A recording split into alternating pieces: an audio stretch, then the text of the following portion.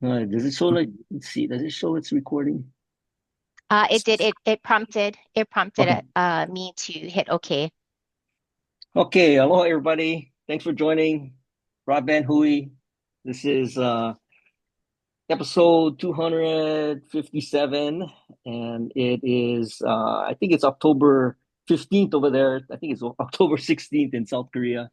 But I wanted to make sure that, we stay connected and get everybody on board and kind of celebrate the fact that we got the Broadband Hoike, is behind us, and I thought it was a really really successful event. So let me stop sharing this, and let's see, we got a nice little crowd here. So what I wanted to do, and I'll stay on, and Chrissy and I will kind of co-host this morning. I don't have the agenda. Maybe Chrissy, can you post the agenda? And then in the meantime, also, one of the things that we ask everybody to do is just drop their kind of name and information in the chat so that we can sort of get some kind of like quick introductions from everybody, and then we'll jump into the manao of the day, and then I thought maybe it'd be a good chance to maybe do a recap of the Hoike, and then we can. I also have somebody that's going to come in and talk about an application, but I don't see her on right now, so we'll just kind Sh of go with the flow. She'll be Go ahead. joining us, Bert, at about 9:45. She's gonna be Oh, right, late, right, so right, right, right. we'll go through the agenda first. Yeah, Okay, the okay. other items. Okay, so let me get to the manao of the day. And let's see, I'll go over here.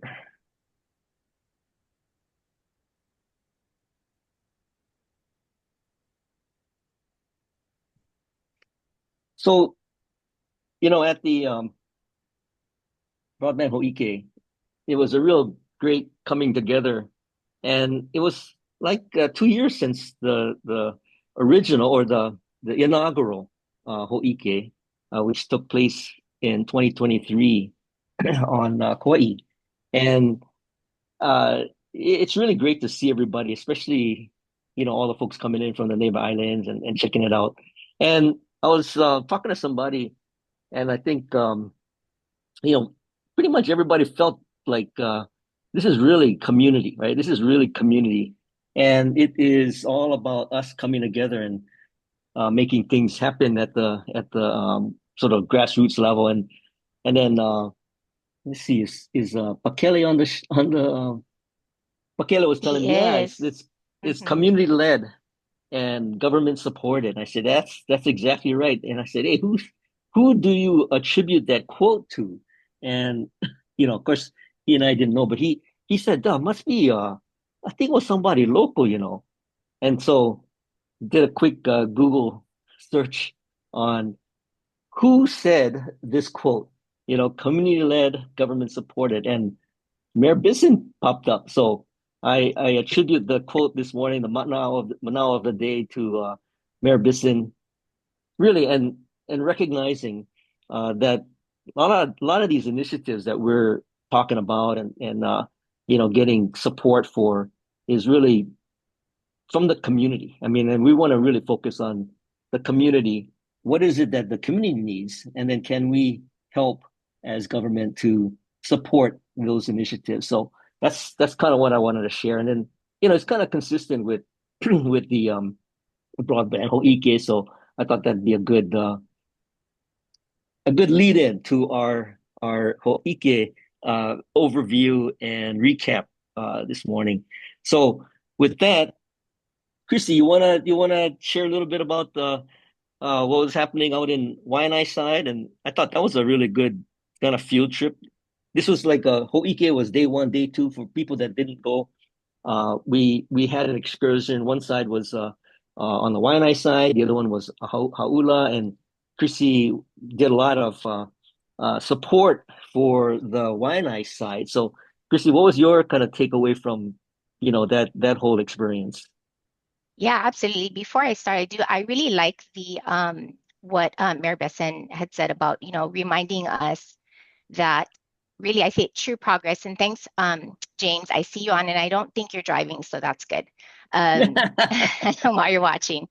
It really does. If you think about it, I think represents what sometimes we might forget as we work within our community, along with our legislatures, our government representatives.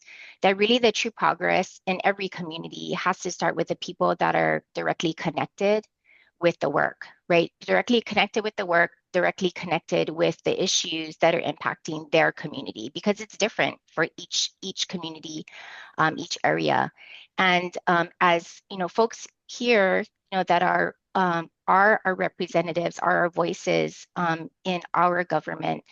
Just as a reminder that we want you to stand beside us, but it should not decisions should not be coming from the government from above us. And so I think really that kind of encompasses all of that and the work that we're doing with the Broadband Hui. And so getting to day one, Hibbert, did you want me to share the photo book as I'm Yeah, talking yeah, yeah. about If it? you I can, have it yeah, up. yeah, Yeah. And yeah. this was a link, by the way, that was sent out to everyone. So let me share my screen. Hmm. And I just love these photo books, FYI, because I just think they're fun. Um, so as Bert was saying, day one, day two. So for folks who were not able to attend day one, it started off with on-site visits. First, you could select either Waianae um, or Hau'ula. So Hau'ula, this is Dottie, and I don't know Dottie if you're on, but I'm going to let you speak on the experience from folks who went to Hau'ula. Dottie, are you on? If you are. And if not, is anyone who went to Aula can give us a recap? I mean, we see all the pictures here. It looks like there was a great turnout, um, some great presentations. Anyone on who went to Haula? I Chung, did. I think I see you. Oh, Yep. okay, good. Yeah. Yeah, yeah. Yeah. Go ahead, Amber. Yeah. So we met up there, and Dottie had coordinated a whole spectrum of community representatives. And I'm trying to remember who they all were, but I know we have one of the professors there in the ball cap. We had a woman who works in emergency housing for women and families who had set up a facility there. I believe someone who runs the food bank. They do food distribution out of the Howell office, which I did not know. They have run a huge food program. Where we met, there was fridges and freezers on both sides of the room full of food. They were running that day actually at one of the parks by the beach. We also had a really lovely, you can see her where she's the picture with the younger girl there. She is a teacher, and she was talking about using technology to help children with writing and literacy skills. And I'm trying to remember who else. Anyways, I think there's 6 or 7 people there, and they all did a little summary of their organization's work and connection with the Haula Center. And then we did a question and answer. Chung did a lovely presentation, kind of connecting everything to itself. And we had an amazing meal. We had acai Sorry. bowls and locally harvested local food from the region. So what I learned is that the Hola organization does a lot of community service, direct service, and they are really connected to the local agricultural community. Oh, thank you. And so Chung's just thrown in all of the people, right? We had the library there as well. And some great connections were made. I think that the Corazon group is going to actually be working with PBTRC after this. I think if Cindy's on here, she probably can tell you more about that. But it was, yeah, very, very nice. And it was my first time going to the center. The other thing is that they have secured funding for a new facility. So they are going to be building a whole new community space up the mountain a little bit, up out of the flood zone and the inundation zones. And so that's going to be very exciting for them. Their building is heavily used. They have rental offices. All the little spots are filled. We saw community members coming through. They work a lot with the houseless community there as well. So they have drop-in services just right in the middle of it all. So, anyways, very impressive. Hey, Amber. Oh, So I that's was wonderful. I was also hearing a lot of stuff about the Navigator program and I think the Kahalu librarian was over there too, right? Yes, And the she librarian was was on the there. panel. Yeah, and because Yeah, and I'm they in they I'm had in a they lost their space. They had a pop-up at they're having a kind of a temporary space. I think there maybe was renovated at the mall, and that was she was talking a lot about how many new clients they got for the library when they had that right in their mall there. They had their kind of book in the library in there when their facility was getting renovated. So yeah, that was very sweet. and Yeah, she was I'm great. in South Korea with Stacy, and Stacy was talking about the Digital Navigator program, and I thought that was pretty cool. And I think Kaala is on here too. So Kaala also was part of the Hoike and is definitely part of the whole Digital Navigator program that's rolling out into the libraries. And then I see DR Fortress, and so maybe someone else wants to give a little summary of that, but that was pretty crazy. Oh, Is DR Cindy on Fortress is here? on? Yeah, well, I just see the picture here now, is up on the screen. So we did DR Fortress as our second stop on that track for the day. And they're just, if people don't aren't familiar, they're kind of the internet exchange for Hawaii. It's a pretty large facility right near the airport, and it's what's was really great. They've got all of this really high tech security stuff going on, including the um, eye scan machine. So they have the latest kind of technology for security. So you have a card and then they have this machine that like scans your eyes before you can walk into rooms and they have all of these things we went through. Anyways, it was very nice and they were very generous with their time and then we did the whole tour of the facility. We all learned a lot. They have a massive generator system that just is incredible to see to run that facility if there is any power outages or emergency events to keep the internet going for us all. And then we had a meeting. They let us use their training room, their meeting space. And we had a really lovely debrief and kind of roundtable discussion with all of the participants at the end of the day. Wonderful. I've been to DR Fortress. It is very impressive. And if for those that don't know, it's the main gateway here on well, I guess for our state. All of if you think about like all of our banks, so Bank of Hawaii, First Hawaiian Bank, and maybe they pointed that out to you folks, Amber, but they are locked up in cages. All their data servers are located at DR Fortress. Thus the humongous generator that's needed to make sure that the power is stable. So yeah, it is very impressive to see where all of that Right. is Oh, and I housed. just saw Chung reminded us in the chat. It's such a secure facility. There is no photos allowed inside at all. Hmm. So Yep. that's the front entryway. We all have to give our ID. We get our own badges. We have to be with staff, and there are cameras everywhere. So we have to stay where we belong, or they will find out right away. So this is just the front lobby area. We can't share any of the photos from what it looks like inside, but it's just hallways and racks of machines and yeah, anyways, all kinds of crazy stuff. And they've continued to be growing. So it looks like they're in kind of a permanent expansion mode of just growing and building new facilities, new opportunities for more clients to get space in there. So looks like they're doing very well. Yep.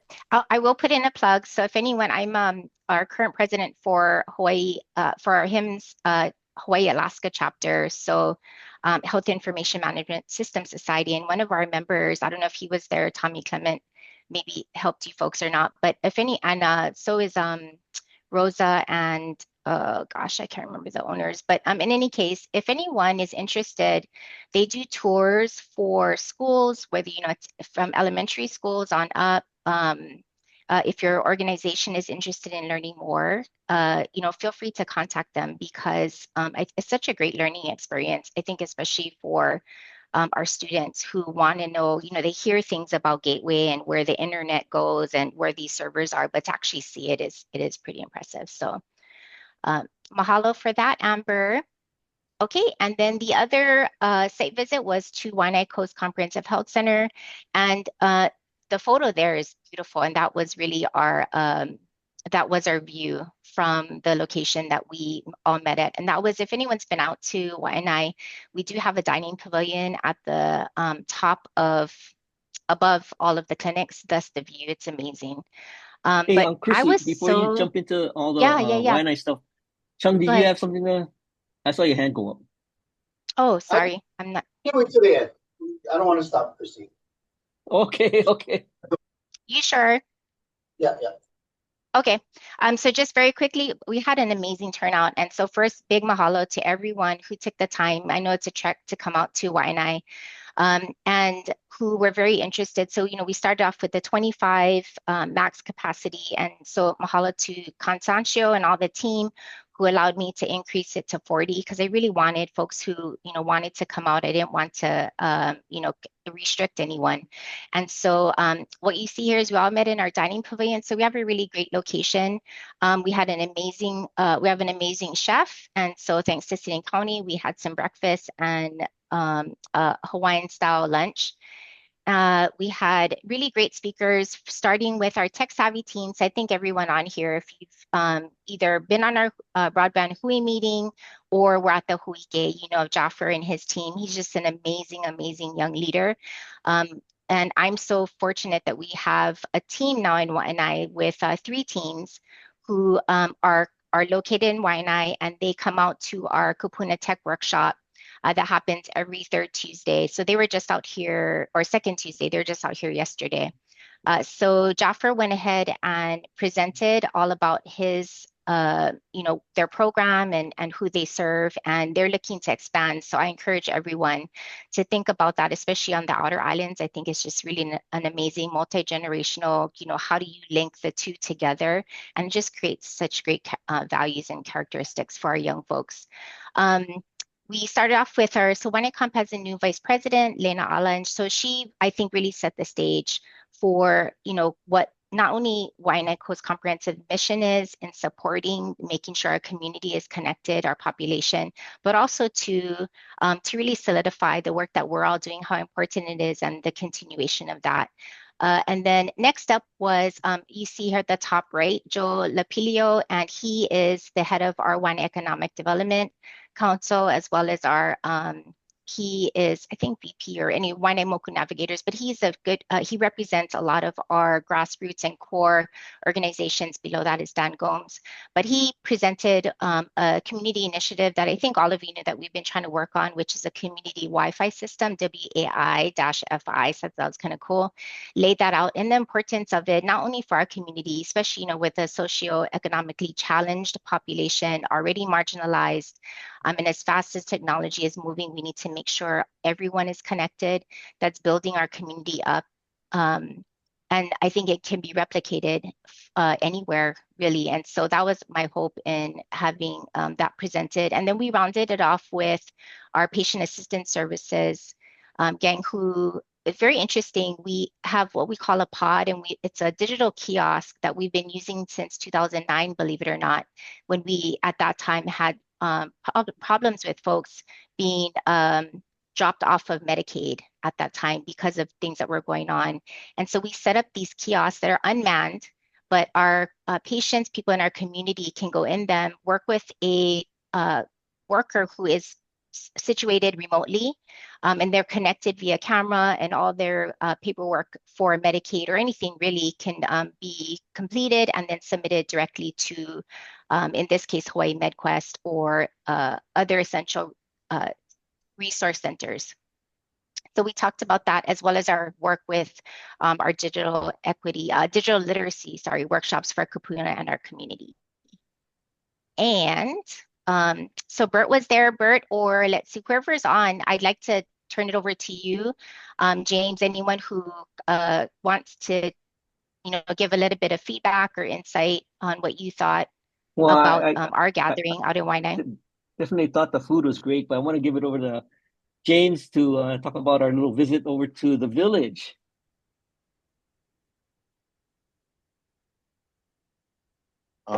Squid luau is always the best.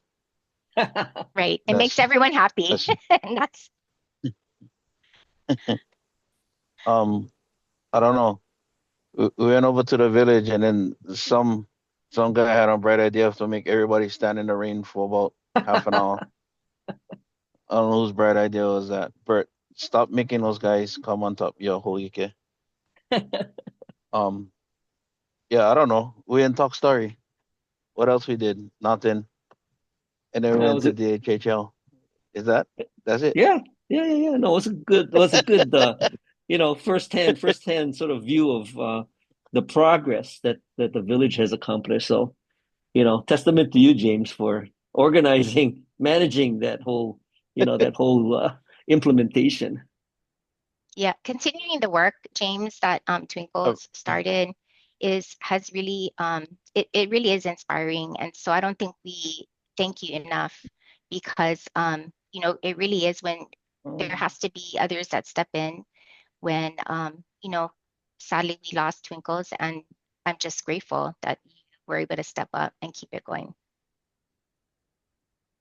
And I guess what I mean, we could probably spend the whole rest of the hour talking about, Yeah, day two, but exactly. I did want to point out something that kind of came up in our DHHL gathering, and Jaron kind of re-emphasized this in a number of occasions, and even on the panel. And I invited Nick from Imua Onipa'a, and he's been a long time supporter. Well, he actually worked for Maui United Way, and then we were chatting about creating some sort of crowdsourced database that has all the digital equity resources that are available in the community, and that was one of the things that sort of came out of the Hoike, and I heard a number of times, and people were saying, yeah, we gotta do that because there really isn't a centralized resource. So I don't know. I just wanted to maybe toss that out there and have a little discussion about it before we, you know, sort of lose all the time that we have, in this 1 hour. Nick, did you wanna share some quick thoughts on, you know, some of the things to consider for a crowdsourced resource like that? Hey, Yeah, when you absolutely, come back Bert. from Korea, come Oh, talk to me. What's that again? Oh, I, sorry. Okay. When you come back from Korea, come talk to me. We go build that. Okay, okay, okay. So Nick, give us some ideas. What are some best practices to approach something like that? yeah, absolutely. Thanks, Bert. And Bekele, absolutely. Let's utilize every resource we can. So I look at this from kind of the 211 approach. If you guys aren't familiar with 211, it's United Way's kind of go-to for social services. And we look at some of the roadblocks, speed bumps that it kind of we run into in those instances. So I think when building a database like this, you want a really good practice of policy and procedure to make it as easy for individuals as possible to update and submit their resources and regularly do that on some sort of cadence. Obviously, the backend database, there's a variety of ways, both some easy and some more robust. But it really boils down to how do we ensure that the people that have the resources get those resources into that database in a really clear format, and just creating a policy and kind of procedure around that. So pretty straightforward. Appreciate the opportunity to connect here as well. Thanks, Bert. So Nick, off the top of your head, I mean, what are some pretty easily accessible tools that could help to provide the platform to accomplish this? Yeah, I think, there's Google Forms, there's different ways that you can kind of implement. I think starting small with resources that we know are available, obviously from the event in the past couple of weeks would be fantastic. And obviously from this Hui would be a fantastic starting point. A really clear format of, hey, this is what we're looking for, a quick little elevator pitch about what the resource is, and then how to access that resource. So pumping that far and wide with a link on how to input that data that's easily kind of pulled and then displayed. And then a Mm-hmm. regular cadence setup of, hey, every month, be prepared if you'll get an email notice, and if there are any updates in the program, if it's shifted, if it's changed, if it stayed the same, and then just get that kind of repetitive, I guess, email popping up so everyone knows, like, oh, it's middle of the month. I know I'm going to be getting this email. If there are any updates, let me flick that over. Mm-hmm. Mm-hmm. Hey, Sean. Aloha. Nick, I just can't resist asking you, is there data available from 211, like the calls that come into 211 regarding community needs that approaches something like a real-time metrics that you can find. Like people are calling about housing, people are calling about food, people are calling about whatever. I mean, is that kind of data available? And could we use that to direct some of our broadband efforts? Or maybe patterns over time? Maybe real time isn't that important. It's more like over time. Anyway, that's my question. Thanks.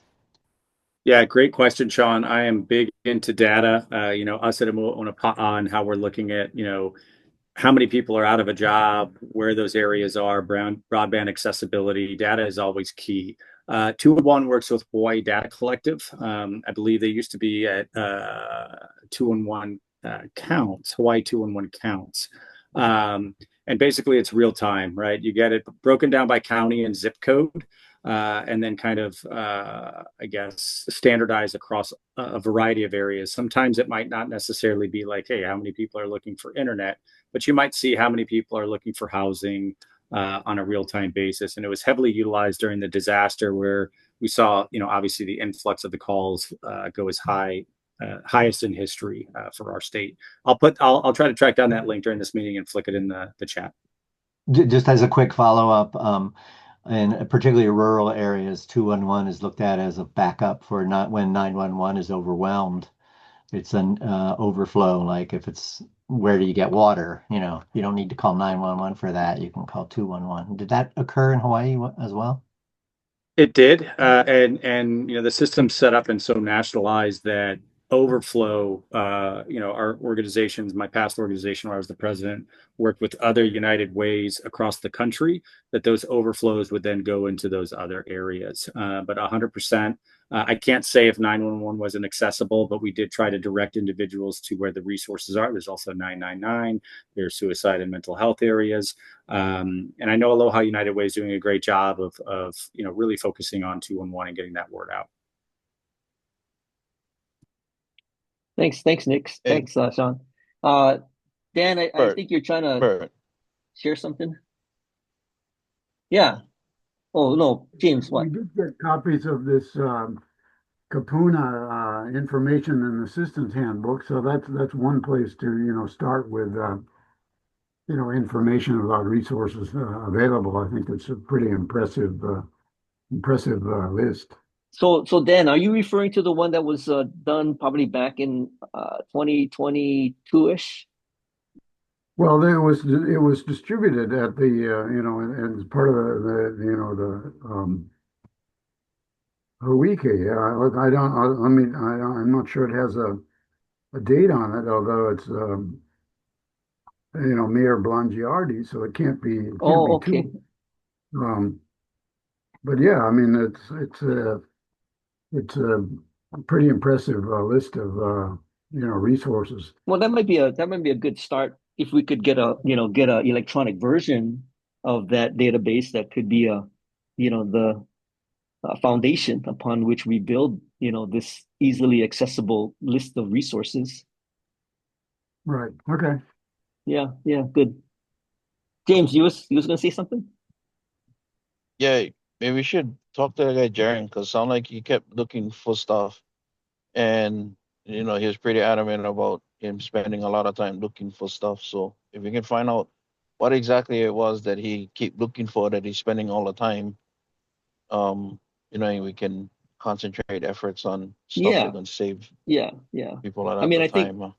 I think what's important to also find out is what exactly uh, is the data elements that are important for this database. It's like you got digital literacy classes, where the classes are, the dates for those classes, maybe a little bit of what's being covered in the class. So what exactly uh, should be collected, and I guess that's the project that I'm thinking that we as a group of community stakeholders might be able to contribute to, and then develop and kind of have the Hui kind of maintain a listing of some of these resources. So I wanted to put that out Right. there. It's um, I think an important resource tool that going forward that people would definitely benefit from. You're in the age of AI, baby. You build on Postgres thing, and then you enable the vector embeddings, and you just vector embed all that stuff so you can do some of those searches. You get them all. Okay, okay. Well, you're gonna have to help us do that. Yeah, Yeah. Talk, Ron. come, we're gonna talk story when you come back. Yeah, yeah, yeah, yeah, yeah. Hi, Bert. I don't know if you're aware, but I think it was Hawaii News Now came out with an article that any high schooler that graduates from a public school get free education at the university and the community college level. Did you read that article yesterday? No, no, I didn't. I think that is so fantastic because I thought there'll be a good bridge to bring the Kapunas and the next generation together using tech. Because my idea is why we spend all this money sending our best and the brightest to the mainland, and most of them don't return. So our best talent goes to the mainland, where this program will try and keep our kids here. But I Hmm. just want to announce because I'm sharing it with whoever would listen. You know, Yeah, yeah, yeah. No, appreciate that. And again, I present this opportunity to create this resource so we can collectively figure out what's the best way to do that and how do we, as a Hui, kind of help maintain something like this. And again, it was expressed at the Hoike by Jaron. I think others will agree that that is a useful resource. So I'm putting it out there to see, is there a collective interest in helping to build and support this. So yeah, thanks for the feedback, and I think it sounds like we can sort of move forward on something like that. Now, Chrissy, is it okay we move ahead on the agenda? Let's see, we're Yeah, at we're at 9:36, so probably about, I know, I don't know if Elizabeth is on yet, but she did confirm for 9:45. So well, I do have um something that I wanted to share with everybody. yeah. Um, Mm-hmm. you know, we're not gonna have the time to do this, but if you guys are interested in the digital economy innovation awards, I put a link to the slideshow, so you can watch it at your leisure and check out all the winners, and we congratulate the winners from each of the counties, that were recognized for the work that they're doing in community. The other thing that I wanted to also bring to your attention on that's on the agenda is that I just got an email from the House, our House of Representatives. They're launching uh, the grant and aid program. So, you know, I would like to encourage all the nonprofits that are interested in, seeking funding to check out that press release because the application window is now open. And if you are, It's this one, Hubbard, the yeah, Act yeah, yeah, 310 nonprofit. Yeah. yeah, Yeah. yeah. It is a short So window for sure. yeah, so I know there are many nonprofits that are on the Broadband Hui, and they are all looking for funding sources. So I would really consider checking out this particular program. I'm sure, I'm sure a lot of nonprofits are very familiar with this, but I wanted to bring it to attention to anybody that might not be, and to encourage those that are interested to apply. And as you apply, you should also consider, who your House representative is, and kind of go and talk to them and share a little bit about what your project is aiming to do and achieve. That way, there's a good kind of understanding of the benefit of this grant and aid program. And again, there's no guarantee that you're going to get something, but at least, what I think is important is that as a Hui, as a collective, you get out there and talk about the digital economy, or the digital equity, or the digital literacy, inclusion, digital capabilities, whatever your nonprofit wants to kind of move forward and perhaps needs a little bit of funding for. you should consider all the grant programs that are out there, and this grant and aid was just announced. So I would highly advise you check it out and pursue it. And if you have any questions on what's the best route to do that, let's have a discussion about some of the best practices to make sure that those applications get noticed. Hey, Kieran. Good morning. I first wanted to say that if you haven't had a chance to see those Innovation Award videos, they're very well done, Bert. You did an excellent job with the vendor, and I think we should utilize them in other PR ways because I think they're just exceptionally done. So I just want to state that about the funding that was just announced. One thing in particular, if your nonprofit has lost federal funding, that $50 million is actually really kind of hyper focused on that. So I think I don't want to say that that's where they prioritize the giving, but there's definitely a lean on that. So that's something especially just to kind of consider and look at. So I just wanted to point that out. Yeah, no, thanks. Mahalo, Those are Karen. good points, Yeah, Kieran. sorry, Bert. Go I just ahead, wanted to Chrissy. add on to what Karen was just saying. So there's that. So if your organization has been directly impacted by the loss of federal funds when it comes to any of the public benefits or any kinds of essential services for the folks that you serve, but also to if you're an organization who serve a community and recipients of those public benefits, right? Because the date starts off January 2025. So you have to show proof, right? And there's a whole list of ways that you can verify that. But I want you to know that so that you don't discount applying for it because your organization didn't lose a grant or didn't lose some funding. But if the people you serve have been impacted by the decrease in SNAP benefits, which have already happened, which Medicaid benefits or some requirements that are making it very difficult for folks to be able to just live their daily life, have a roof over their head, then this is definitely something that you should look into. Again, short turnaround time. So yeah.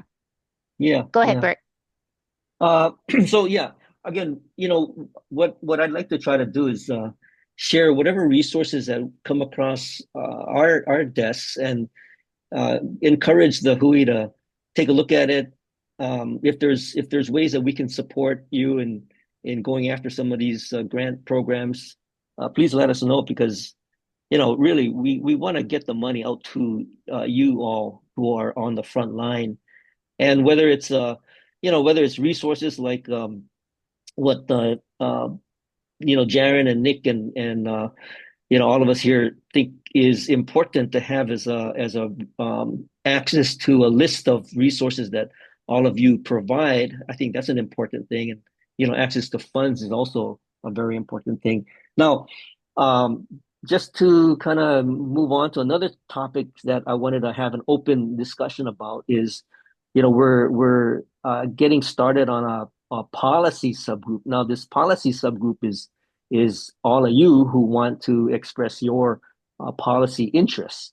And we had Seiichi come on and talk about Civic Nexus, and he has made Civic Nexus available to the Broadband Hui. So I'm anybody that's interested in being able to access the Civic Nexus instance for the Broadband Hui, please, let me know, and then I can give that list to Seiichi, and then he can create kind of our instance of Civic Nexus. So I've got a handful of names already, but if there's anybody that's interested in being a part of the policy group, please let me know, and then we can get you access to Civic Nexus. Hey, Sean. Aloha, thanks for bringing that up, Bert. And I was happy to see Kieran pop on the screen. Yeah, well, you and Kieran and Dan are probably top of mind. Chrissy's also top of mind. So anybody that wants to be a part of not only the subgroup but also Right. access to this tool. Well, I guess what I wanted to suggest is it time for us to just open a time for the policies work group, maybe on off weeks between Hui meetings, or there's a point in time Karen, I see you came off mute, but maybe we should just figure out the timing so we're ready, right? As things start Yeah, coming together. yeah, yeah. I Feels mean, to me just like we ought to know who's interested now and yeah, have that kind of organizational meeting would be I see my Gary's suggestion. interested. Kieran, did you have a I suggestion? I have a couple of suggestions. One is, and I spoke with briefly with Chung at the summit about this. We should, at one point in time, we had a lot of government officials engaged in the broadband Hui, and I think just over time it's evolved and whatnot. But if we pinpoint a time between now and session to have just like an overview of what may come up in the session and do a targeted approach to the whole Hui, like it's one thing to have it, oh, it's next week. But if we say, okay, on this date, we're going to have kind of an overview of what could be shared next session, have an opportunity to share as a group. But I think it's important to make sure that those folks are made aware of it and they're not necessarily looking on the week to week. So I think that's one point. And I think with everyone's time being limited, I do agree meeting like maybe once. I don't know. I know with my time, I don't know that we need to really meet on a regular basis between now and January, but having one pinpoint. But I would do the kind of the overview of what could be heard in next session, especially after the admin package comes out, if there's anything like that or anything related. Remote work is another really strong piece of that. And that is a whole nother subgroup of folks in the workforce world, but there's a digital space to that. So those are just a couple of thoughts to put into play, maybe pinpoint a date later in November or early December that just is kind of that overview. Do we know when the admin package comes out? No? Okay. I don't know. Good. I agree. That's a good marker. Like that'd be a good time to convene, like what's on the table as far as the administration's concerned, right?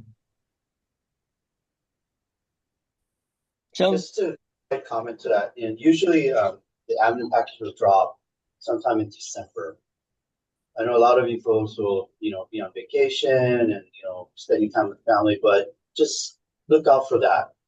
And if the timing is right, I mean, I'll definitely announce it on this week call. Well, Yeah. I mean, the alternative would be what's our window to influence the administration package, right? So when would that be? But depending on what you're trying to influence, so if it's broadband, you're looking at the person, right? So, but some of the parameters that we've been given, um, such as you can't have any new asks. So if you're asking for something, you gotta have a trade-off. So there are those parameters that we have to work within. So I can provide that kind of input. But yeah, we can't ask for anything new. Yeah, So yeah. No, that's good. And again, I also wanna, sorry, but Bert, before just real fast. Oh, go ahead. yeah, I want to real fast too, because Mm. it's not only what is being proposed from policy standpoint, but what is it that you all are most interested in? Do you have interest in AI? Do you have interest in data privacy? Those kinds of things need to be uh, kind of like focused on from a community standpoint, and then from a policy, you guys can kind of craft whatever response you want to um, That's a good kind of point. deliver on that. So That's a go ahead, good point. Chrissy. And that might Oh, be oh no, I was just gonna say that's a good point. And that might be the one meeting we have yeah. that we all say this is what we care about. But I would again do that way in advance and make sure that all the elected officials that were attending this regular, before that people that have the care abouts, that they know that it's happening. That's my Mm-hmm, Yeah, concern. mm-hmm. perfect. That's exactly what I was going to say. So for both of Okay. you, and then I'll just add on that part of that should be we need Seiji to come on so that we could set up the the application so that it reflects all of what people are voicing that they want to keep track of, and being able to scrape that, and so then we can really have a tool to help us stay Yeah, and organized and Seiichi aware. said that we can have about 10 people access the Yeah. tool. So just drop your name in the chat. Gary, I saw your interest. So anybody that's interested in being a part of the Civic Nexus Broadband Hui instance, let us know, and then we can get Seiichi to set that up. Okay, so I'm glad we got a chance to talk about some open discussion, community interest topics, and we want to dedicate some of that time from the Hui for this kind of discussion, and then we can sort of move forward on some of these initiatives. So that's a great opportunity. Now, I did want to save some time for Elizabeth, and I think we got a good, maybe 10 minutes. So Elizabeth, Mm-hmm. I know, and this is going to be a process, right? So Elizabeth, maybe you can share a little bit about Pol.is, Pol.is, and how that might be another tool that helps the Broadband Hui kind of think of what's the important initiatives moving forward. Yeah. Hi, everyone. Nice to meet you. So let's see. I know we have limited time, so I'm just gonna kind of jump in. I'm studying in my dissertation how groups can more efficiently get through the problem identification and problem solving phase to implementation. So basically shift how much resources are spent at the beginning of the process versus the end of the process. And so Bert had shared that kind of having like a cohesive vision and set of problems the Hui is working on and priorities could be something that helps move you all forward. So if I can share my screen. Yes. I'm gonna give you a quick little example of how I've used this in another conversation, and then I have a conversation for everyone today.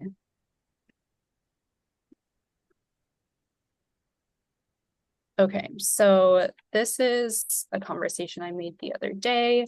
I asked some people, what's the future you want to see on Maui? If you had the power to change one thing, what would it be? And so anyone can write a statement. And then the process of using this tool is that as a user, you see anyone else's statement and you agree or disagree. Importantly, you pass if it's kind of unclear. So what this conversation resulted in, there's groups and they're characterized by the set of statements that people in that group tend to agree on. And then what's really helpful is you can see what everyone agrees on. So 95% of people in this conversation agreed that the health of the land and water directly affects the health of people. And that small, locally owned businesses strengthen our community's well-being. So I want to try something like that with you all today, because I think the best way to understand this is just to try it. So I've created a conversation for you. And let's see, I'm going to post it in the chat, and this requires everyone's active participation. Whoops, that was too tricky. So everyone can just click on that link, and I just put in a couple questions there. So what problems do you want to solve with broadband in Hawaii? And what's the barrier to solving those problems in your community? So there currently aren't any statements because I just started this. So anyone can type something in and everyone will then see that statement. And so the more that people write, the more ideas you all get to interact with. So I'm going to give you like 3 minutes to do that. So Elizabeth, do you have to click on something else to get access to the, inputting the statement? No, you should just, if you click on the link and you scroll down, you should see where it says share your perspective. It looks like it's wanting individuals to sign in and create an account. Okay, hold on. Let me change that setting. I think if you just click on the link again, it pops up and it's all good. I had the same issue, but it's all good. It's working, Elizabeth. It's working? Okay, awesome. Yay.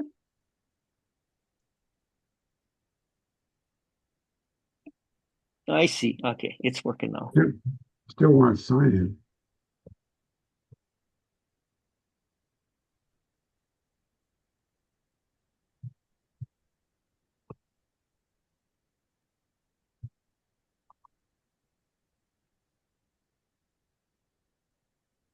Dan, I think if you click on the header where you put in the chat and you just reload it a second time, and then it will give you access. That's what it's doing.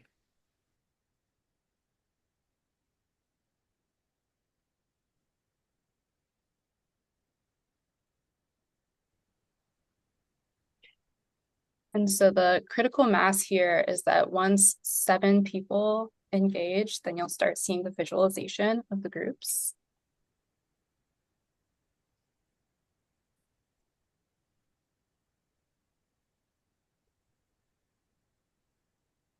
And again, this is just a quick demo. And as we move along the timeline, we can get a little bit more insight from Elizabeth, how this is best used.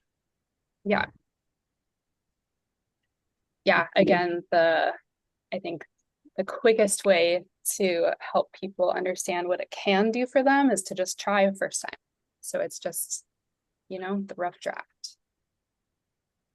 Hey, Britt, if I can jump in real quick on this too. DBED used this for a project last year called HIERR with Lauren Primiano, and amazing tool. Looking at it was statewide, and it was just kind of a pilot, but I would connect up with Lauren there too, because I don't know how they're using it now, but it was a very fascinating process. Was there an action that resulted from the process? You'd have to talk with her about the actions after that, but it was, if I'll go ahead and put the link up to what they did. I think it's still active. Their Pol.is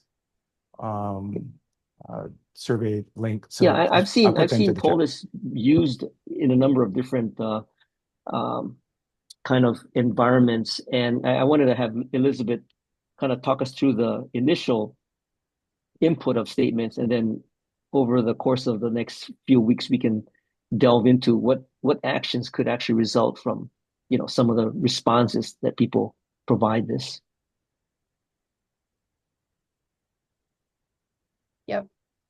And this is awesome. So we have 14 people and or 15 people engaging, and you'll see this little shape. This is the distribution of responses changing as people engage. So this is you're looking at it real time from this group putting in their input. Okay. Mm-hmm. Yep. Yeah. So we can, if we look at the majority opinion, you see that most people agree that broadband access is important for the state's economic growth. Ensure everyone has access to a reliable internet. But funds are going to be the biggest barrier. So this is going to stay open, so you all can keep talking to each other after this meeting ends. But yeah, I'm excited to kind of talk about how this might be helpful for the Hui moving forward. And to Bert's question of like what actions can come from this, that's one of the, this can be a multi-stage process. And really what actions come from it do depend on what questions you ask and therefore what conversations you have. So we can think more about what conversations would be most helpful to you in order to make a path to action more clear. So Elizabeth, what's kind of interesting is that you presented this screen where you could actually provide some of the statements based on the couple questions that you entered, and then with our kind of captured audience, everybody could kind of go through this and agree or disagree. What's the best method to continue that level of engagement? Is it something that we kind of periodically do during a Hui call, or is it something that we email everybody on the list and say, hey, check out the Pol.is and respond to it? That's something that I'm actively learning about. I would say the most important thing for continued engagement is reinforcement. So is someone's engagement worth their time? Which is the question of what comes from the conversation. Right. So if this conversation proves to be intrinsically useful to people, that is the reinforcement that will keep people okay. on it. And so it's just important to think about making sure that there's progress that can come from these conversations. Right on. Thanks, Elizabeth. And we're kind of running toward the end of this Broadband Hui call, and I am going to put up the kind of closing slide. I do want to thank you all for joining us this October 15th. Let me share the screen here. Yeah. Okay, hold on. Let me go to slideshow.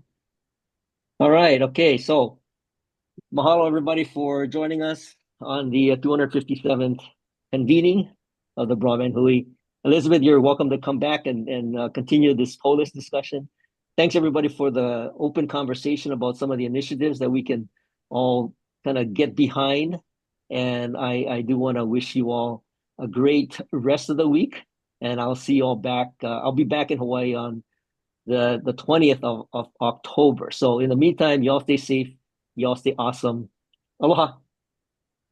Aloha, ohiho. Safe travels. Enjoy your time there, Bert. Learn lots. Thanks. Thanks, Chrissy and Bert. Aloha.